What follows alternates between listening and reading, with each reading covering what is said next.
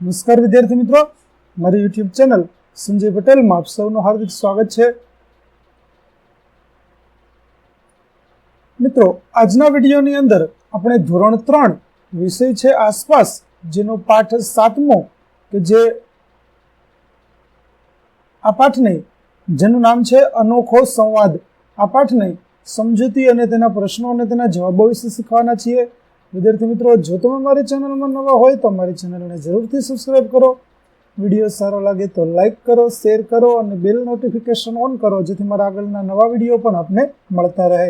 તેમજ વિદ્યાર્થી મિત્રો, આ પાઠની પીડીએફ જોવા માટે પ્લે સ્ટોરમાંથી અમારી એપ્લિકેશન વિશ્વગુરુ STD 1 થી 12 ગુજરાતી ડાઉનલોડ કરી તમારા મોબાઈલમાં ઇન્સ્ટોલ કરો. જે તમે શરૂ કરશો તો તમને આ પ્રકારે જોવા મળશે, જેમાં બધા ધોરણની અંદર ધોરણ બતાવશે, ધોરણ પસંદ કરશો એટલે વિષય બતાવશે, વિષય પસંદ કરશો એટલે પાઠ બતાવશે. જેમાં તમે વિડીયો ઉપર ક્લિક કરશો તો વિડીયો જોવા મળશે અને PDF ઉપર ક્લિક કરશો તો તમને PDF જોવા મળશે.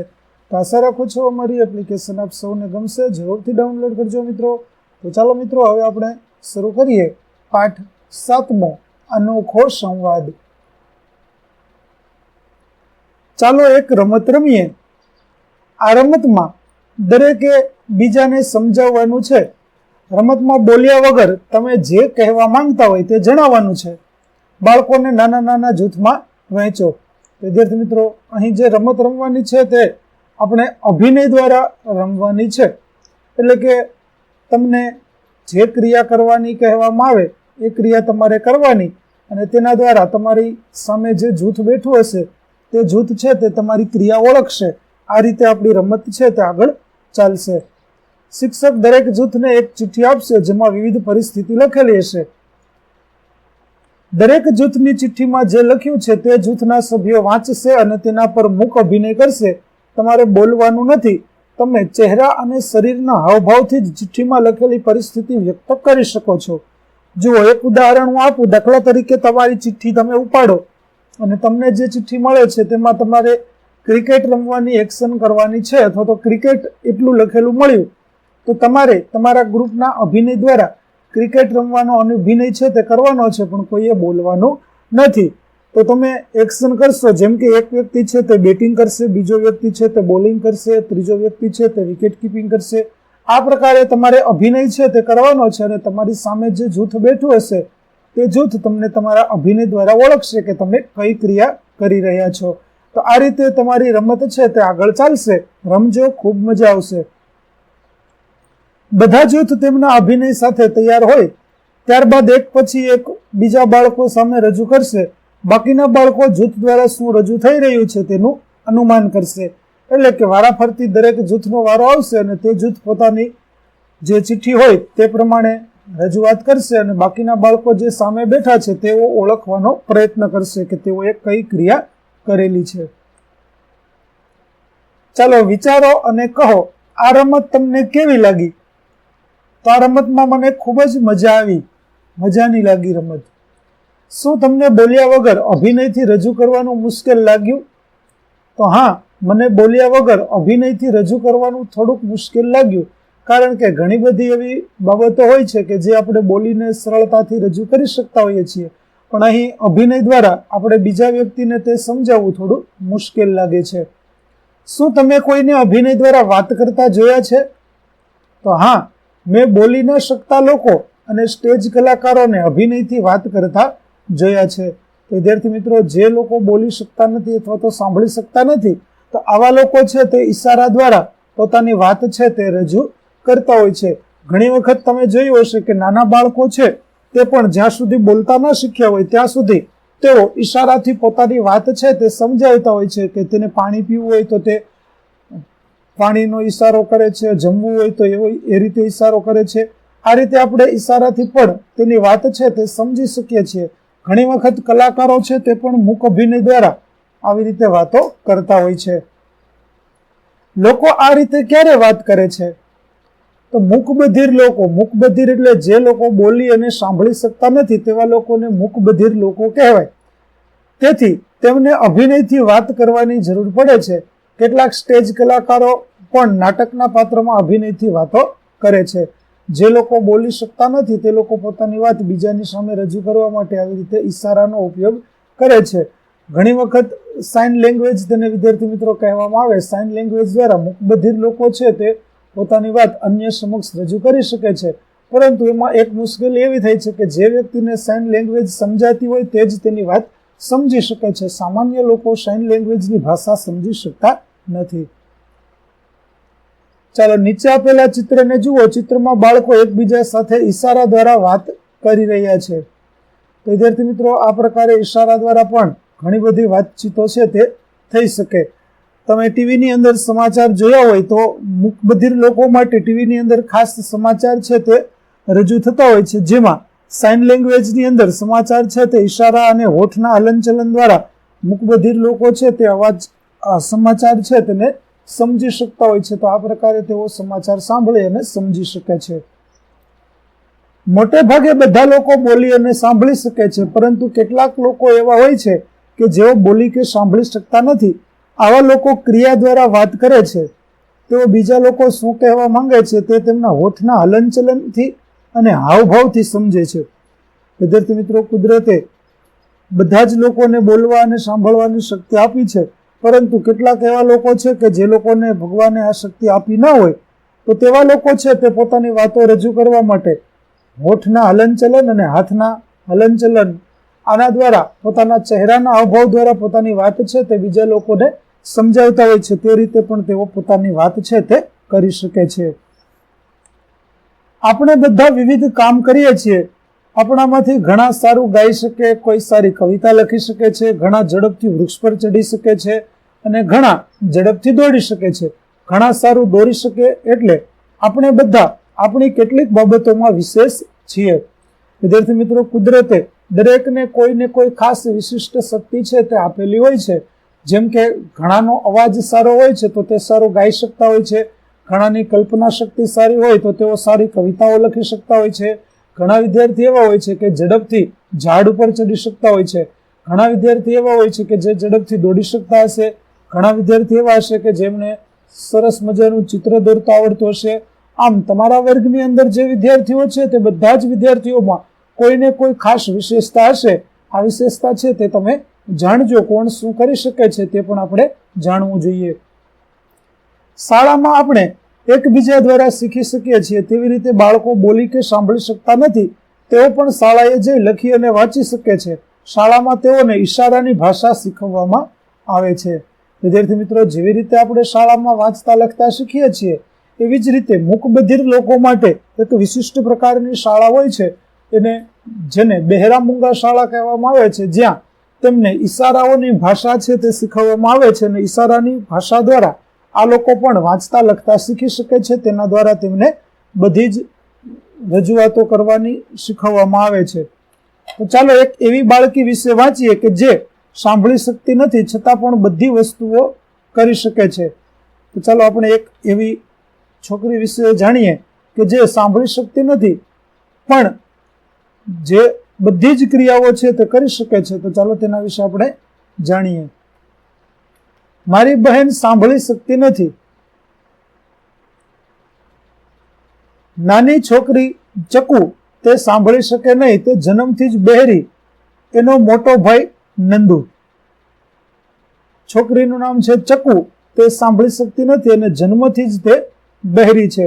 વિદ્યાર્થી મિત્રો, એક ખાસિયત એ પણ જોવા જેવી છે કે જે વ્યક્તિઓ સાંભળી શકતા નથી તે લોકો બોલી પણ શકતા નથી, કારણ કે આપણે જે બોલીએ છીએ તે આપણે સાંભળેલું હોય તો જ આપણે બોલી શકીએ. એટલે જે વ્યક્તિ સાંભળી શકતી નથી તે વ્યક્તિ મોટા ભાગે બોલી શકતી હોતી નથી. નંદુ અને ચક્કુ સાથે રમે. ચક્કુ સરસ મજાનો પિયાનો વગાડે. તેને તાળની ઝણઝણાટીનો અનુભવ કરવો ગમે છે, પરંતુ તે ક્યારેય ગાઈ શકશે નહીં, તે સૂર સાંભળી શકશે નહીં. તેને ઉછળકૂદ, ગબડવું, આળોટવું, વાંદરાની જેમ ટોચ પર ચડવું ગમે છે. હવે મારી બહેને મારી જ શાળામાં આવવાનું શરૂ કર્યું છે. તો ચક્કુ છે તે પિયાનો વગાડતા આવડે છે.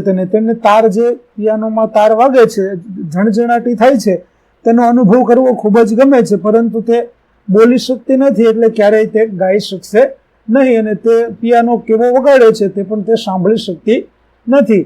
તેને કૂદકા મારવા, ગબડવું, આળોટવું, વાંદરાની જેમ ઝાડની ટોચ પર ચડવું, આવું બધું કરવું ખૂબ જ ગમે છે.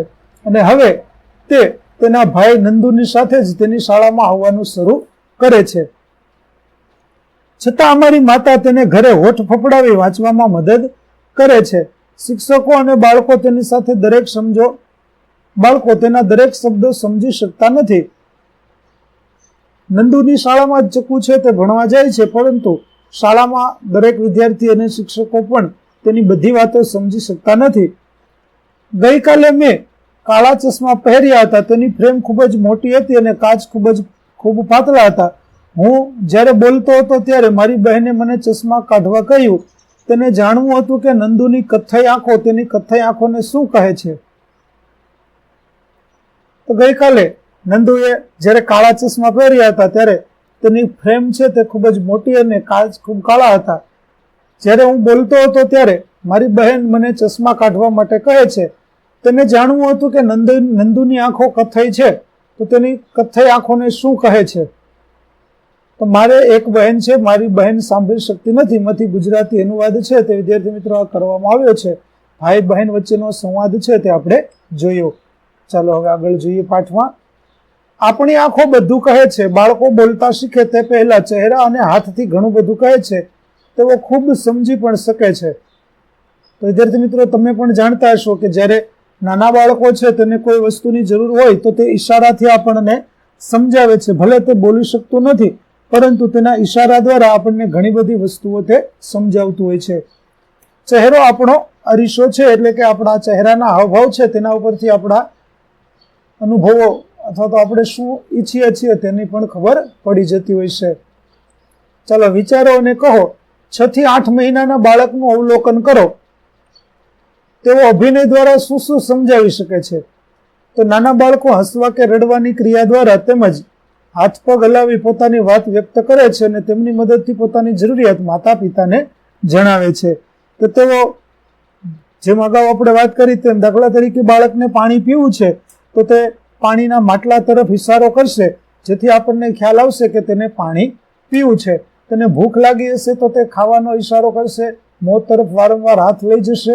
આ પ્રકારે તે આવા ઈશારા કરશે જેથી આપણને ખ્યાલ આવશે કે તેને ભૂખ લાગી છે.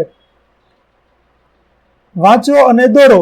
તમને આશ્ચર્ય થશે કે આ કેવા ચહેરા જેમાં ચિત્રમાં આંખ, નાક, મોઢું નથી. તમારે બનાવવું પડશે. આ માટે આપેલી વિગત વાંચો. વિદ્યાર્થી મિત્રો, અહીં આપણને કોરો ચહેરો આપેલો છે જેમાં આંખ, નાક અને મોઢું નથી, જે આપણે દોરવાનું છે. પણ કેવી રીતે દોરશું? તો અહીં કેટલીક પરિસ્થિતિઓ આપણને આપવામાં આવી છે.